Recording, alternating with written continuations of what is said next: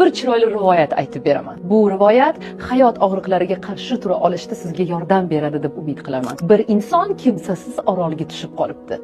Suvsiz, uysiz, ovqatsiz, hech narsasiz qolib ketgan bo'lsa-da, hayot uchun kurashishda to'xtamabdi.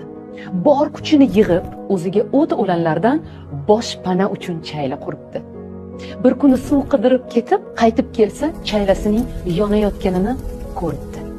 Qayg'uga tushgan odam tizzalab o'tirib qolib, qattiq baqirib yig'lay boshladi. Ey Xudo, nima uchun? Nega menga bunaqa sinovlarni beryapsan? Nima uchun meni azoblayapsan? Nega? Shu holatda yig'lab uxlab qolibdi. Tongda ko'zini ochsa, tepasida 3 yoki 4 erkak uni o'rab olib, uni uyg'otishga urinayotganini ko'ribdi. Shunchaki ko'zini ochib, tepasida umuman notanish bo'lgan insonlarni ko'rib hayratda, "Meni qanday topdinglar?" deb birinchi bo'lib shu savolni beribdi. "Biz olovni ko'rdik va kemamizni shu orol tomon yo'naltirdik", deya javob berishibdi. O'sha olov uning kecha yongan chaylasi edi.